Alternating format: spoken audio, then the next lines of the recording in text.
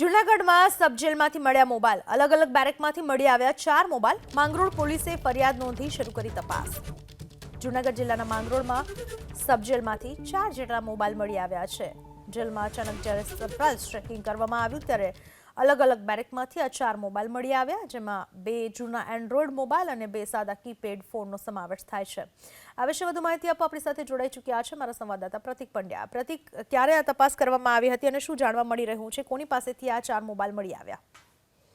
બિલકુલ, માંગરોળ જેલમાં, માંગરોળ સબ જેલમાં સરપ્રાઇઝ ચેકિંગ કરવામાં આવ્યું હતું. સરપ્રાઇઝ ચેકિંગ દરમિયાન 4 મોબાઈલ મળી આવ્યા હતા, જેમાં 2 જૂના એન્ડ્રોઈડ મોબાઈલ હતા અને 2 સાદા કીપેડ વાળા મોબાઈલ મળી આવ્યા છે. હારે 4 સિમ કાર્ડ પણ મળી આવ્યા છે અને હાલ માંગરોળ પોલીસ એ દિશામાં તપાસ હાથ ધરી રહી છે. તપાસ કરી રહી છે કે આખરે આ મોબાઈલ કઈ રીતે જેલમાં પહોંચ્યા અને કોના દ્વારા આ મોબાઈલ અને સિમ કાર્ડ ત્યાં પહોંચાડવામાં આવ્યા હતા.